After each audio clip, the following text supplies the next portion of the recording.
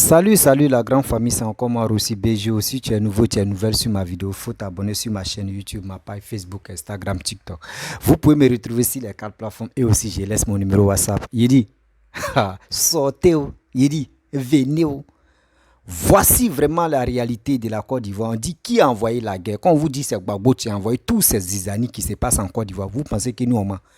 Envoyez cette vidéo-là aux sourouistes, envoyez cette vidéo-là au PPACI et envoyez cette vidéo-là au GO. Envoyez cette vidéo-là aux soi-disant des panafricanismes qui sont là sur la toile, qui ne savent même pas, qui ne connaissent pas l'histoire de la Côte d'Ivoire. Pourquoi il y a eu la rébellion en Côte d'Ivoire? Eux ne savent pas. Eux ils viennent allumer, eux ils allument les caméras pour dire de n'importe quoi sur les réseaux sociaux. La famille, voici une petite révélation n'est pas révélation. Pourquoi la guerre s'est préparée au Burkina? La rébellion s'est préparée au Burkina pour venir en Côte d'Ivoire. Voici, en 1989, Gbagbo a promis à Blaise Compaoré que si je viens au pouvoir, je vais te donner les 2 ports de Côte d'Ivoire. Gbagbo a promis à Blaise Compaoré. Et Blaise Compaoré, là, ça a commencé. Il n'avait pas de financement. Blaise Compaoré a commencé à donner combien de millions? 20 millions par mois. Les 20 millions par mois, imaginez-vous, jusqu'en 2000, ça fait combien d'années là? À ce temps, Félix Houphouët-Boigny était au pouvoir. Donc, lui, il avait déjà vendu les 2 ports de San Pedro et le port d'Abidjan, dans la mer de Burkinabé, surtout Blaise Compaoré. Il n'a pas tenu sa promesse. Et puis, écoutez très bien, quand on dit Gbagbo, il y avait un ami de Gbagbo qui était au courant d'assassinat de choses comme Thomas Sankara. Vous qui tapez vos poitrines, oui, nous sommes démocratie, oui, le panafricanisme, on est ceci, on est cela. Affaire de panafricanisme, Gbagbo dit lui le panafricanisme, mais Gbagbo était au courant de la mort de choses comme Thomas Sankara. Il était au courant qu'on allait le tuer, ceci, cela, parce que quoi? Lui et Blaise Compaoré, les gars mangeaient ensemble. Blaise Compaoré le finançait. Lui là, comme ça, vous voulez qu'on a qu'à lui donner le pays encore? Lui qui est venu au pays, il a commencé à danser. Il a foutu la merde. Le pays était divisé en 2. Tu n'as pas tenu ta promesse. L'homme qui ne tient pas ses promesses, ça veut dire que si tu viens au pouvoir, là, c'est la merde. Gbagbo a fait 10 ans. Dans 10 ans, il a fait 8 ans. Le pays était divisé en 2. 8 ans, le pays était divisé en 2. C'est celui-là, comme ça, vous voulez que nous, les Ivoiriens, on lui donne nos destins encore? Ceux qui passent le temps à dénigrer, Papa Alassane a dit non que oui. Sur le départ, tu sors maintenant, le jour tu sors, et puis tu dis oui. C'est Papa Alassane qui est à la base de la rébellion de la Côte d'Ivoire. Là. Viens, tu vas écouter cette vidéo-là. Et puis dans cette vidéo-là, ils vont mentionner que ton Soro, là, que ton Soro aussi, lui, il est à la base de ça. Ton Soro, lui aussi, il était à faire des préparations de coup d'État. Là. Soro était dedans. Arrêtez de nous emmerder matin, midi, soir. Que oui, c'est Alassane c'est ceci, c'est Alassane c'est cela, Alassane est... Venez écouter. La famille, voici la révélation. D'où vient la rébellion de la Côte d'Ivoire? Écoutez très bien. Voici les propos d'un monsieur sage, d'un papa sage, rempli de sagesse. Dieu merci que papa, même si tu es encore à vie, vraiment je te remercie. Même si tu n'es plus en vie, vraiment quand même tu as dit des vérités. Voici la vidéo. Aussi prêter service à certains chefs d'État africains. Oui, j'ai été conseiller de Blaise Compaoré en 1988. Pourquoi? Au lendemain de l'assassinat de Thomas Sankara le 15 octobre 1987, j'ai fait une émission à Paris sur Tropique FM consacrée au Burkina Faso. C'est à l'issue de cette émission que Guy Laberty, l'ami de Gbagbo, a pris la cassette pour aller voir Blaise Compaoré au Burkina Faso. Blaise Compaoré, ayant écouté la cassette, a demandé à Guy Laberty de me faire partir au Burkina Faso. Voilà comment je suis parti au Burkina Faso et je suis devenu conseiller de Blaise Compaoré. Mais pourquoi faire? Au moment où Laurent Gbagbo était en exil ici, nous avions un seul problème, le financement. On n'avait personne pour nous financer contre le grand Houphouët-Boigny. Guy Laberty a donc convaincu Compaoré de financer le FPI. C'est donc Guy Laberty qui donnait 20 millions de francs. C'est donc Blaise Compaoré qui donnait 20 millions de francs CFA, parce que j'étais conseiller là-bas. Il donnait 20 millions de francs CFA à partir du mois de janvier 89 au FPI de Laurent Gbagbo. C'était là les débats que nous avons eus, les concertations que nous avons eues. Donc Blaise Compaoré a financé le FPI de 1989 jusqu'à l'an 2000. Quelle était la contrepartie? La contrepartie que Gbagbo a acceptée était que quand il prend le pouvoir, il fallait qu'on permette à Blaise Compaoré d'avoir accès au port d'Abidjan par le biais du port de San Pedro. Qu'on naturalise des 3 millions de Burkinabés en Côte d'Ivoire. Parce que Blaise Compaoré en avait peur. Ce sont des gens qui, tôt ou tard, allaient organiser un coup d'État pour le renverser. Puisque la Côte d'Ivoire était la base arrière de toute l'opposition burkinabé pro-Sankara. On a accepté cela. Quand Gbagbo a pris le pouvoir l'an 2000, Blaise Compaoré a envoyé quelqu'un à Abidjan. Gbagbo a dit oui, je reconnais que Blaise Compaoré m'a financé, mais ce n'est pas une raison pour que je vende la Côte d'Ivoire. Voilà pourquoi Blaise Compaoré a financé la rébellion, a laissé les rebelles ivoiriens partir au Burkina s'entraîner pour venir renverser Laurent Gbagbo. Je pense que les Ivoiriens ont besoin aujourd'hui d'un certain nombre d'informations pour comprendre, au lieu de condamner les gens en étant assis dans le salon, pour voir qui fait quoi. Ce n'est pas une histoire secrète. Puisqu'il y a un journaliste du Le Monde qui est parti voir Compaoré. Compaoré lui a dit, j'entraîne et j'ai laissé les rebelles ivoiriens s'entraîner chez moi parce que Gbagbo et moi on avait un contrat. Et il ne l'a pas respecté. Le journaliste est parti voir Gbagbo à Abidjan. Gbagbo lui a dit, oui, je reconnais que Blaise Compaoré m'a financé, mais ce n'est pas une raison pour que je vende la Côte d'Ivoire. Le journaliste est venu ici, il a écrit dans Le Monde. J'ai encore le journal chez moi. Donc c'est parce que j'ai été conseiller de Blaise Compaoré que Blaise Compaoré a accepté de donner 20 millions de francs CFA à Gbagbo chaque mois, de 1989 à l'an 2000. Et c'est parce qu'on n'a pas respecté le contrat que Blaise s'est mis du côté de... C'est ça qui est la vérité. Donc quand on ne connaît pas, comme dit Blé Goudé, on demande. Quand on ne connaît pas, à demander. Voilà. Si c'est de l'argent qui me faisait courir, je serais déjà entré dans le gouvernement de Koboyi. En 89, Bala Keïta m'a proposé de rentrer au gouvernement. En 93, le m'a reçu à la rue Massaran ici, m'a proposé de rentrer dans le gouvernement avec Bédier. J'ai refusé. Bédier a pris le pouvoir en 94, il a envoyé ici au Seyniassou, son conseiller spécial, le maire d'Agboville. J'ai refusé. Le général Gaye a pris le pouvoir, il a envoyé des gens à Paris ici pour que je rentre au gouvernement. J'ai refusé. Parce que tous ces gens-là ne sont pas des révolutionnaires. Ils ne veulent pas libérer la Côte d'Ivoire. Ce qu'ils veulent, c'est utiliser et profiter de la Côte d'Ivoire pour s'enrichir. Même la rebelle de Guillaume Soro, quand ils ont frappé en 2002, parce que Soro est venu en 99 ici, je l'ai reçu chez moi à Marcel Aïpo, il a pensé que j'étais dans une discorde avec Laurent Gbagbo. Donc dès qu'il a frappé la Côte d'Ivoire avec le MPCI, ils m'ont appelé quand j'étais à Lomé, pour que j'aille rentrer comme avec lui dans le tablé, dans la rébellion. J'ai refusé. En 2011, quand au moment où le pasteur Kouré Moïse m'appelait au nom de Gbagbo, Guillaume Soro m'appelait aussi. J'ai choisi de venir au secours de Gbagbo plutôt que d'aller au Golf Hotel avec Guillaume Soro. Donc ceux qui n'ont pas compris ça et qui pensent que quelque chose d'autre fait courir Bernard Doza, c'est qu'ils n'ont rien compris. Ce qui fait courir Bernard Doza, c'est la Côte d'Ivoire. Bref, la famille, vous-même, vous avez écouté. Vous avez écouté la vérité. D'où vient cette rébellion? Vous voyez des gens qui ne sont même pas quoi arrivés au pouvoir, mais qui ont déjà commencé à vendre la Côte d'Ivoire. C'est Laurent Gbagbo. Vous attendez? Quelqu'un, tu n'es même pas encore venu au pouvoir. Parce que tu veux financement. Tu veux qu'on te finance. Tu es obligé de vendre. Tu donnes les promesses. Oui, si je prends le pouvoir, tu vas prendre les 2 ports. Attends. Port de Côte d'Ivoire. Dieu a béni la Côte d'Ivoire que la mer a passé. Pas la mer même, l'océan Atlantique a passé. À côté de la Côte d'Ivoire, on a eu la chance.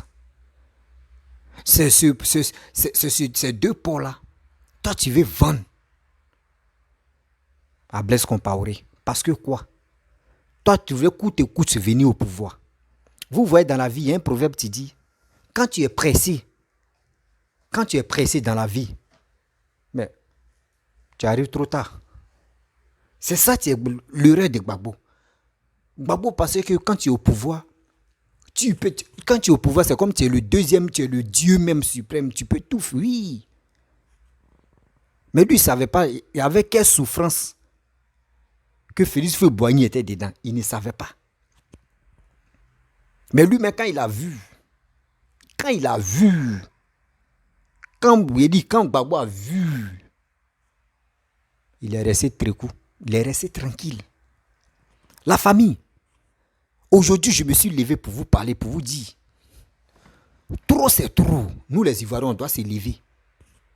Des gens qui créent la rébellion en bas et demain, eux font croire aux gens que oui, c'est quelqu'un d'autre qui a créé la rébellion. Si je comprends très bien,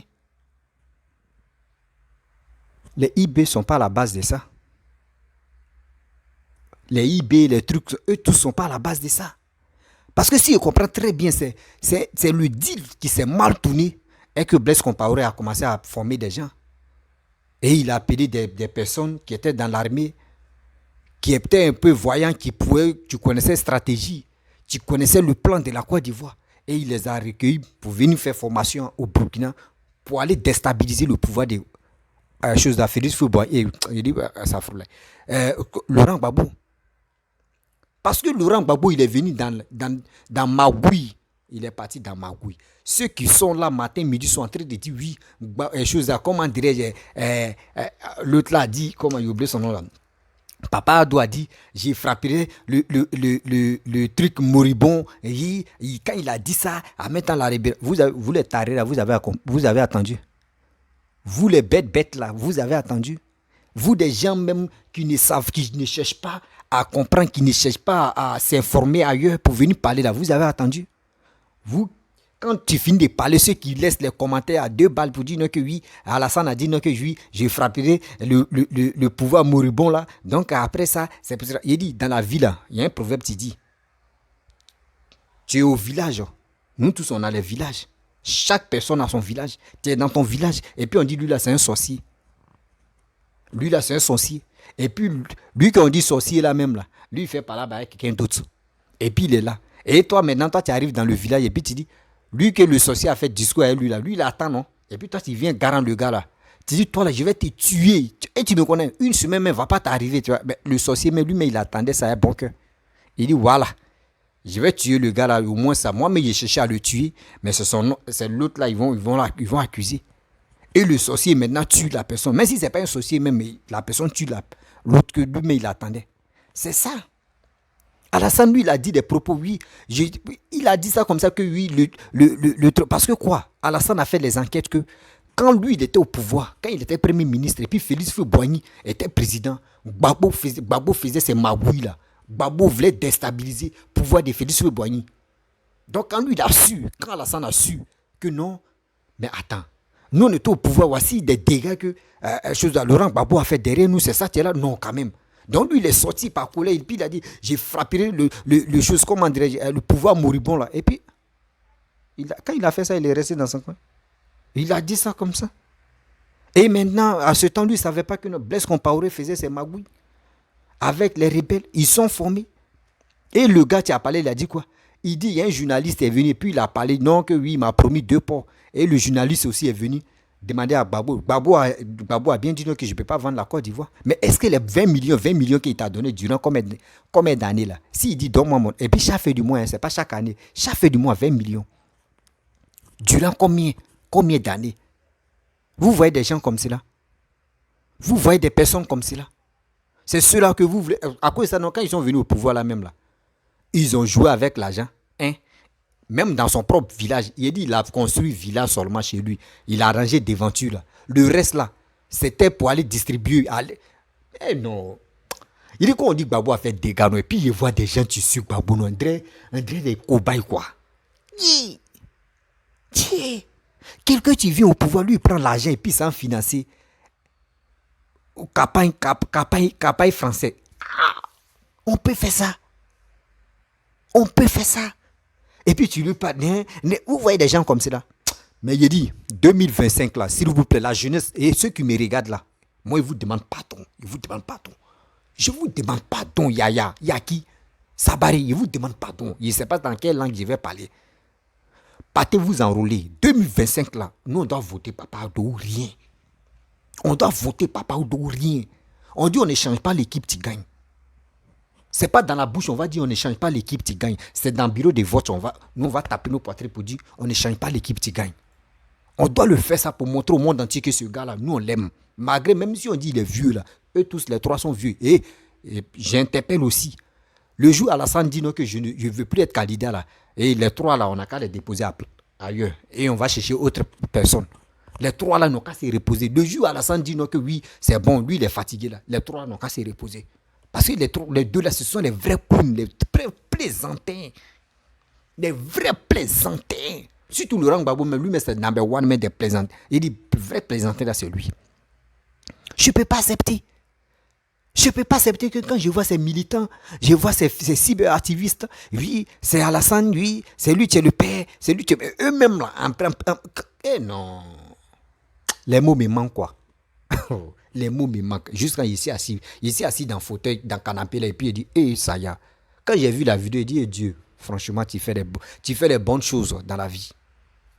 Tu fais les bonnes choses dans la vie. Quand tu marches, tu laisses tes traces. Vous allez me dire non, que ce gars tu as fait témoignage, Babo ne le connaît pas. Vous allez me dire non, que Alassane aussi ne le connaît pas. Vous allez me dire Bédi aussi ne le connaît pas. Lui là, il ne peut pas mentir. Ce vieux-là, il ne peut pas mentir. Ce n'est pas un enfant pour dire ils ont mis Kalash sur lui et puis il va venir dire n'importe quoi. Il a dit la vérité. Quand moi, souvent, il fait des vidéos et puis il dit, quand moi je m'assois et puis je réfléchis, il dit c'est Gbagbo qui est à la base de la rébellion en Côte d'Ivoire. C'est lui qui a envoyé tous les troupes qui s'est passé en Côte d'Ivoire, c'est Gbagbo qui est à la place. Nous, on vous dit, on interpelle les Ivoiriens. Faisons très attention. Ce gars-là, s'il vient au pouvoir encore là, je vous le jure, vous les étrangers, vous qui parlez, vous les étrangers là, quittez la Côte d'Ivoire en même temps. Vous les étrangers là, quittez la Côte d'Ivoire. Parce que lui-même, quand il était au pouvoir, mais les nordistes même là, eux-mêmes n'ont pas respiré. Les nordistes, on les disait toujours sont étrangers. Bon, imaginez-vous, ce gars encore là, lui-même, il vient, puis il voit ce qui se passe là. Et on voit un view, Hervé Djedje a fait une vidéo. Hervé Djedje dit non que oui, le jour Gbagbo vient au pouvoir. Gbagbo vient au pouvoir seulement là. Non, les étrangers là, partez chez vous en même temps. Hervé Djedje a fait, et puis j'ai fait une vidéo pour ça. Hervé Djedje a dit ça dans sa bouche. Dans sa bouche, Hervé Djedje a fait sortir. Vous avez attendu?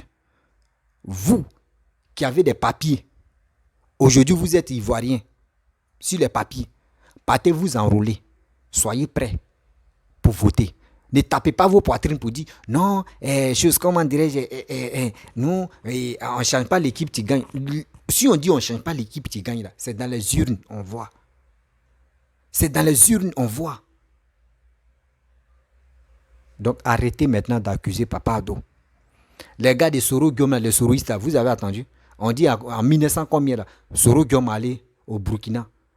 Et il allait voir jusqu'à Soro Guillaume allait le voir pour dire non, que le monsieur là, Soro Guillaume allait le voir pour dire mais viens, on va faire en même temps, on va renverser le pouvoir à la chose comme Laurent Gbagbo. Vous avez attendu. Donc on vous dit Soro Guillaume là, lui-même il a tapé la poitrine que lui-même là, c'est le père. Mais vous voulez que non, Soro Guillaume, l'étiquette où il a dit c'est lui-même qui est à la base de ça, vous voulez enlever ça sur lui. Pour mettre ça sur le pauvre Papa Odo. Parce que ce qu'il est en train de faire pour les Ivoiriens, ça vous fait très mal. Ça vous fait très mal que vous, quand vous étiez au pouvoir, vous n'avez même pas piqué le nez même. Mais vous êtes les vrais sorciers même. Tiens, on peut faire ça. Vous êtes les vrais clowns, les vrais sorciers. Oh. Non, la vie quoi. Pourquoi on peut faire ça? Pourquoi on peut faire des trucs comme cela? Pourquoi on peut faire des choses comme cela? Aujourd'hui, tu t'élèves. D'autres mecs commencent à insulter Alassane. Oui, d'autres disent c'est un buvet de sang. Il est ceci, il est cela, il est comme ça. Ceux mecs qui ont parlé là, aujourd'hui, ils sont où? Ceux qui ont dit il est ceci, eux-mêmes, ils ont reconnu que oui, ils étaient en erreur. Ils étaient en erreur. Il dit, la bénédiction qui est si Papa Odo là. parmi vos présidents, là, la bénédiction, là, et là, l'incarnation de Félix Houphouët-Boigny dans le corps de Papa Ado, la bénédiction de Dieu, de sa maman, de ses aïeux, tous ceux-là, ils sont dans le corps de Papa Ado. Nous-mêmes, nous les Ivoiriens nous les Ivoiriens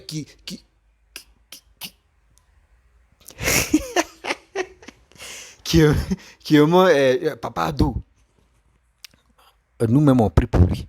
Quand nous on dort, on finit de faire nos prières, on mentionne son nom dedans. Parce que ce qu'il est en train de faire pour les Ivoiriens, nous on est contents. Nous on est contents. Donc vous avez vu, nous on est contents. Quelqu'un qui vient au pouvoir 2 ans en même temps. Blaise Compaoré t'a laissé 1 mois et 1 an il t'a laissé. 1 an c'était négocié. Ah mais c'est encore moi. Il a laissé 2e année. Ah mais c'est encore moi. Tu ne veux pas changer. Ok, il n'y a pas de problème. Bon, les enfants, venez, je vais vous former. Je vais vous donner de l'argent. 20 millions qu'il a donné à ce type-là, chaque fin du mois, là, moi je peux vous donner. Formez-vous. Je vais payer les armes. Et puis sans oublier aussi, Blaise Compaoré est allé voir Kadhafi. Ils sont allés voir Kadhafi pour mentir à Kadhafi que oui, c'est chose, comment dirais-je, Gbagbo Laurent, tu ne veux pas voir les musulmans, tu n'aimes pas les musulmans. Oh, lui, c'est un musulman. La vidéo est là. Un jour, je vais faire la vidéo pour ça. Je vais faire la vidéo pour ça, pas à pas, vous allez mieux comprendre. Vous allez mieux comprendre que Alassane n'a rien à voir dans le financement. Il n'a rien financé comme rébellion. Jamais. Quelqu'un qui n'arrive même pas à tuer une mouche. Moi, un jour, Papa Ado même là, il passait à côté de sa cour. Il y avait mouche cessée. Ça fait il le voyait, il cherchait quoi. Moi, je suis rentré, il a tué une mouche là, puis il a pris, il dit, ah papa, toi aussi, tu ne peux pas tuer une mouche là ou bien. Il dit, ah mon fils, mais ça, moi j'ai peur. Il dit, oh mon papa, quand nous on s'en va au village, on dort même, et puis il vient boire nos sangs, même, ce n'est rien. Il vient nous caresser, et puis nous on tue ça, et puis il a de tuer. Quelqu'un qui n'arrive même pas à tuer une mouche. C'est lui, quand on dit, oui, c'est lui qui a financé la rébellion. Et mes frères et sœurs, ceux qui sont nés en 2000 là, moi je vais vous dire quelque chose. Ceux qui parlent matin, midi, soir pour dire c'est Alassane qui a la base, c'est Alassane qui a financé la rébellion, c'est Alassane qui est en train de tuer des gens, c'est Alassane qui est ceci. Moi je vous demande pardon. Regardez cette vidéo là, partagez ça à vos frères.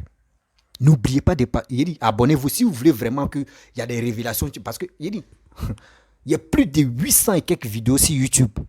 Il y a plus de 31 500 abonnés. Si Facebook, c'est maintenant, je suis arrivé à 6 000. C'est pas aujourd'hui que j'ai commencé le combat. J'ai fait le combat de sensibilisation pour faire comprendre aux gens que ceux qui parlent si Facebook, qui sont là mentis, matin, midi, sont en train de mentir. C'est Alassane, c'est ceci, c'est Alassane. Moi-même avant, mais je n'aimais pas Alassane. Moi, je vous dis la vérité. Je ne l'aimais pas parce que nos grands frères du quartier nous ont dit que ce gars, s'il prend le pouvoir, là, il va tuer tous les Ivoiriens. Il est ceci, il est cela, il est méchant. Je sais que d'abord, ils m'ont trahi, d'abord, ils m'ont menti là. Je sais qu'il y a d'autres aussi, on les a menti comme ça.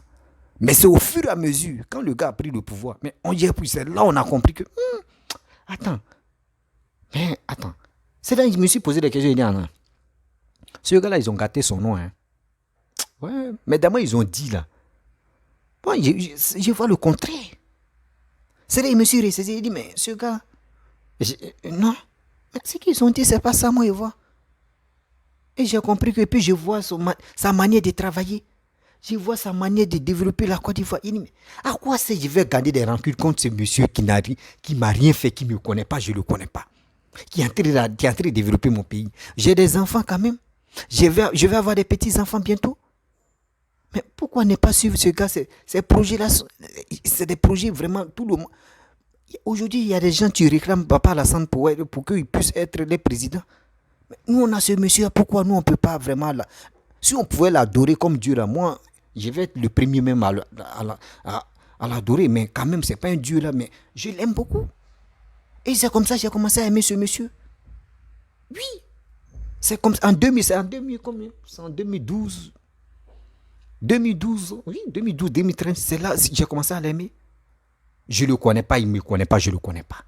Je sais que dans le même mois, mes vieux pères du quartier, quand on dit vieux pères, ça veut dire les grands frères du quartier qui parlaient, qui jouaient dames, qui jouaient les jeux hasard. Moi-même, je ne joue pas jeux hasard aussi. Là. Je ne bois pas, je ne joue pas jeux hasard, je ne fume pas la cigarette ni la drogue. Même sucrerie, même pour boire sucrerie, c'est rare.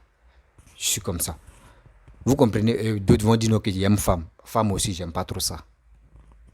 Ceux qui me connaissent, ça fait des femmes, mais j'aime pas trop ça. Donc, c'est un truc, j'en passe. Bon, laisse ça. Vous comprenez, non? À cause de mes amis, c'est moquent de moi. Ils disent, toi, tu es bizarre. Hein. Tu aimes pas femme. Tu aimes pas ceci, tu es ceci. Mais toi, mais tu veux quoi au juste? Mais je suis comme ça. Donc, vous voyez, non? Donc, les gars nous ont menti. On était beaucoup. Mais aujourd'hui, moi, je me suis ressaisi. Je vois que ce gars, le développement, là, mais ce qu'il est en train de faire, c'est pour moi. Adossi s'en va là, il va pas partir tout ça là. C'est pour moi, c'est pour toi qui me regarde là. Ma soeur, mon frère.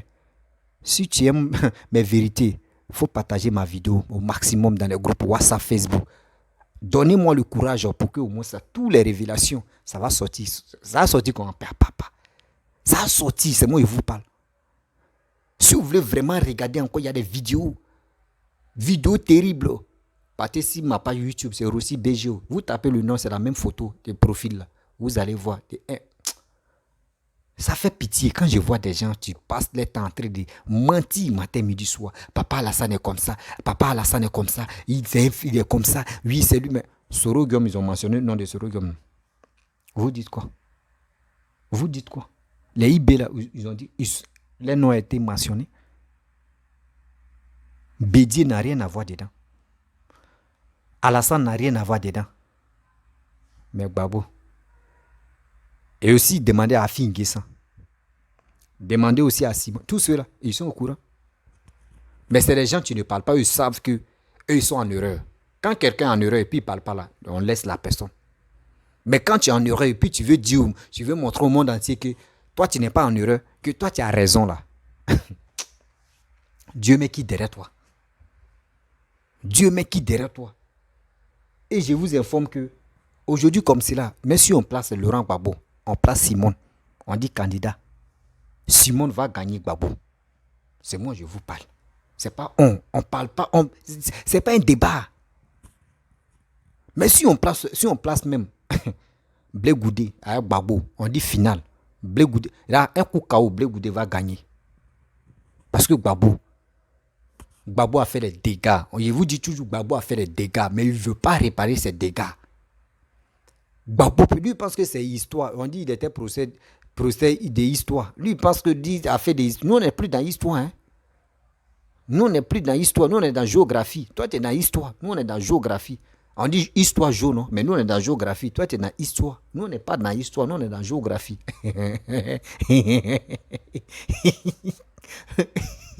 Nous, on est dans la géographie.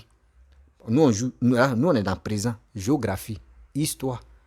Géographie, là, tu vois les trucs récents. Mais histoire, là, on te casse la tête. Quelqu'un même que toi-même, tu ne savais pas où. Si tu pouvais venir au monde, même, tu ne savais même pas. Mais on parle de lui. C'est ça, moi, gardé dans ma tête. C'est ça, tu es l'erreur de Laurent Gbagbo. C'est ça, tu es l'erreur de Laurent Gbagbo. Lui, il pense en arrière. Nous, on passe devant. Est-ce que c'est deux mondes qui se collent? Ce n'est pas les deux mondes qui peuvent se croiser. C'est ça. Les deux mondes-là ne peuvent jamais se croiser. C'est comme l'Europe et l'Afrique. L'Europe et l'Afrique. Comment on va se coller là? On ne va jamais se coller. On ne va jamais se coller. Ceux qui disent non, que oui, Maroc, tout ça aussi, ne peut pas sortir des débats. Vous comprenez?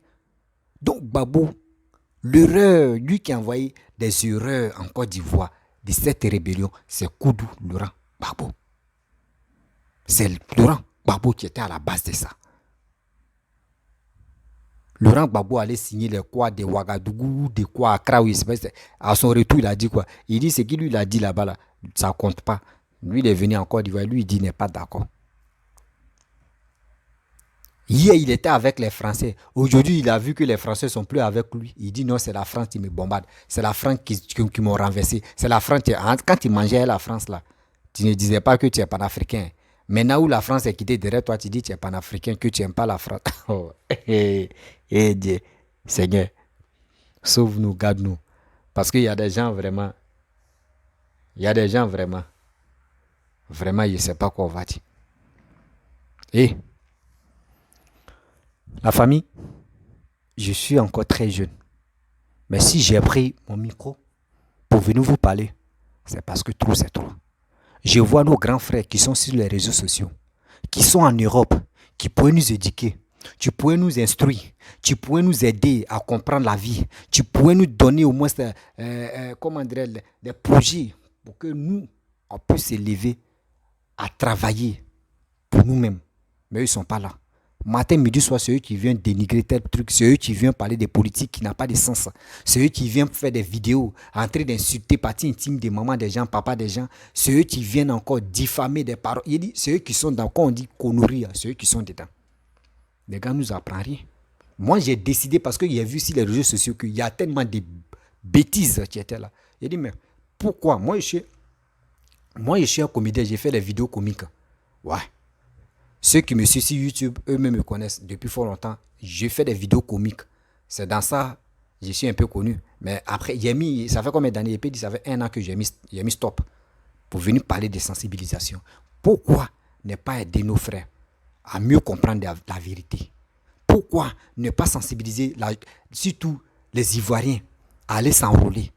Et ils vont aller s'enrôler. Parce que quoi? Aujourd'hui, quand on apprend que oui, il y a la guerre et il y a chose, comment dire, il y a les élections qui s'approchent, tout le monde commence à s'arranger, on va fuir, on va quitter ici parce que c'est la deuxième guerre qui se prépare. Non. Il est temps de se mobiliser. Il est temps aussi de prendre nos destins en main pour dire non, c'est non, trop, c'est trop. C'est nous-mêmes d'abord. C'est nous-mêmes d'abord. Parce que quand on fait des choses comme cela, c'est les politiciens qui sont là pour bénéficier, pour dire, oh, regardez ceux-là. Nous, on va les effrayer puis ils vont tomber dedans. Mais nous, on doit prendre notre destin en main. La famille, je ne vais pas être... J'aime pas faire les vidéos de 1 heure, 2 heures, 3 heures. Ici, un gars là, j'aime pas ça.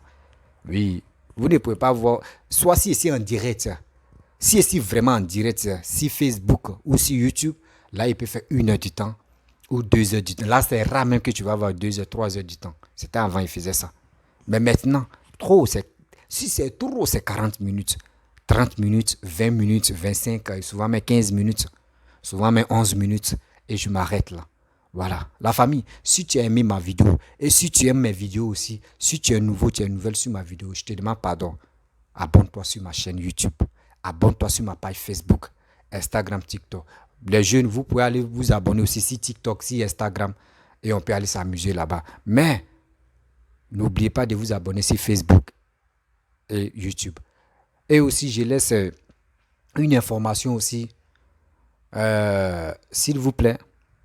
Des gens j'ai créé un groupe WhatsApp où il y a des jeunes qui sont dans ce groupe-là. Il y a des jeunes qui n'ont pas de boulot, des jeunes qui cherchent de boulot. Bon, moi aussi, je lance un appel. Ceux qui ont des entreprises, ceux qui ont des sociétés qui cherchent des jeunes, femmes comme garçons, qui veulent vraiment travailler, vous pouvez rentrer en contact avec moi. Moi, je peux faire vos promos. Oui, je peux faire vos promos ici, vos pubs de votre entreprise ou de votre bon, il peut des affaires ou de votre chose, comment dirais-je, commerce, tout ça là. Mais en retour, je dis pas donnez-moi l'argent.